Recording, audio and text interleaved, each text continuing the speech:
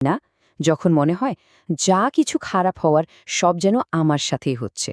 আর তখন নিজের অজান্তে ভেতর থেকে একটা প্রশ্ন উঠে আসে, এত দোয়া করছি কিন্তু কিছুই তো বদলাচ্ছে না, কেন এই সংকটটা কাটছে না? আসুন আজ এই গভীর অনুভূতির পেছনের কারণগুলো একটু তলিয়ে দেখা যাক। কেন আমার সাথেই এমন হয়? এই প্রশ্নটা আমাদের অনেকের মনেই উকি দেয়, বিশেষ করে যখন ব্যক্তিগত জীবনে কোনো ঝড় ওঠে বা আমরা পৃথিবীতে কোনো বিপর্যয় দেখি। আর এই প্রশ্নটা কিন্তু আমাদের বিশ্বাসের ভিতটাকেই নাড়িয়ে দিতে পারে। সত্যি বলতে এই অনুভূতিটা খুবই স্বাভাবিক। আর ওই একটা অনুভূতি থেকেই কিন্তু জন্ম নেয় আরও অনেক কঠিন প্রশ্ন। ধরুন, কেউ অসুস্থ হলে, চাকরি হারালে বা পৃথিবীর কোনো এক কোনায় মুসলিমদের ওপর বিপর্যয় নেমে আসলে শয়তান ঠিক এই সুযোগটাই নেয়। আমাদের মনে এই ধরনের ওয়াসওয়াসা বা কুমন্ত্রণা ঢুকিয়ে দেয়।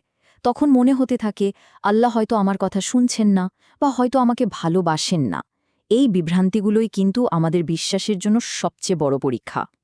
আচ্ছা, এই পরীক্ষার মুহূর্তে মানুষের প্রতিক্রিয়াটা ঠিক কেমন হয়? পবিত্র কোরআন খুব সুন্দরভাবে এক ধরনের মানুষের বর্ণনা দিয়েছে, যারা তাদের বিশ্বাসে ঠিক পাকা নয়। তাদের উপাসনাকে বলা হয়েছে প্রান্তের উপাসনা। সূরা হজে আল্লাহ বলছেন, কিছু মানুষ আল্লাহর ইবাদত করে একদম কিনারায় দাঁড়িয়ে। একবার ভাবুন তো, কোনো পাহাড়ের চূড়ার একেবারে ধারে কেউ একজন দাঁড়িয়ে আছে। তার বিশ্বাসটা ঠিক এমনই ঠুনকো, যে কোনো মুহূর্তে পড়ে যাওয়ার জন্য যেন তৈরি। তাদের উপাসনা হয়তো আছে, কিন্তু সেটায় কোনো গভীরতা বা স্থিতিশীলতা নেই। এই ধরনের মানুষের বিশ্বাসটা হল শর্ত সাপেক্ষ। মানে, যখন জীবনে ভালো কিছু ঘটে তখন তারা খুব খুশি, খুব সন্তুষ্ট, মনে গলে হ্যাঁ, আল্লাহ তাদের দোয়া কবল করেছেন। কিন্তু যেই কোনো পরীক্ষা বা ফিতনা আসে, সাথে সাথেই তারা মুখ ঘুরিয়ে নেয়। এখানে ফিতনা শব্দটা বোঝা খুব জরুরি। দেখুন, ফিতনা মানে কিন্তু শাস্তি নয়। ব্যাপারটা অনেকটা এমন, সোনাকে যেমন আগুনে পুড়িয়ে খাঁটি করা হয়, ফিতনাও ঠিক তেমনি আমাদের বিশ্বাসের জন্য একটা পরীক্ষা। আল্লাহ দেখতে চান কঠিন সময়েও আমরা তার উপর বিশ্বাসটা ধরে রাখতে পারি কিনা। তার মানে এটা কোনো শাস্তি নয়, বরং আমাদের বিশ্বাসের গভীরতা যাচাই করার একটা সুযোগ। তাহলে সমস্যাটা কি? আমাদের দোয়া করার ধরনে। আমরা প্রায়ই দোয়াকে একটা চাওয়া পাওয়ার লিস্ট বানিয়ে ফেলি। কিন্তু দোয়ার আসল উদ্দেশ্য কি আসলেই এটা?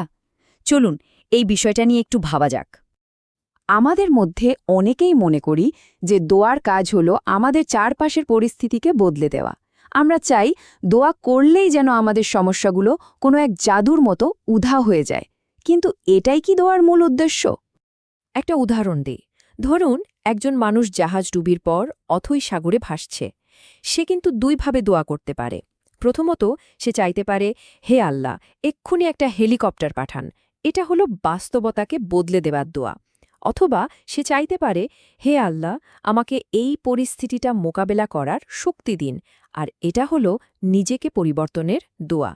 যাদের বিশ্বাসটা একটু দুর্বল, তারা চায় আল্লাহ যেন তাদের চারপাশের পৃথিবীকে বদলে দেন।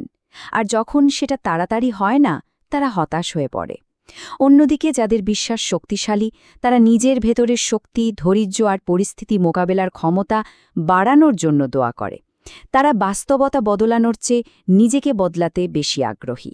ব্যাস, দোয়ার উদ্দেশ্য যদি বাস্তবতা বদলানো না হয়, তাহলে আল্লাহ কেন আমাদের পরীক্ষায় ফেলেন? এই যে এত কঠিন সময়, এর পেছনে কি হিকমত বা প্রজ্ঞা লুকিয়ে আছে? আসল ব্যাপারটা কি জানেন? যখন আমাদের জীবন খুব সহজ থাকে, তখন আমরা নানা ধরনের বিনোদনে এতটাই ব্যস্ত থাকি যে আল্লাহকে প্রায় ভুলেই যাই। কিন্তু কঠিন সময়ে দুনিয়ার সব আকর্ষণ ফিকে হয়ে যায়। আর ঠিক তখনই আমরা আল্লাহর সবচেয়ে কাছে আসতে পারি। এই পরীক্ষাগুলো আসলে আমাদের বিনম্র হতে শেখায় এবং আল্লাহর সাথে আমাদের একটা গভীর সম্পর্ক তৈরি করে দেয়।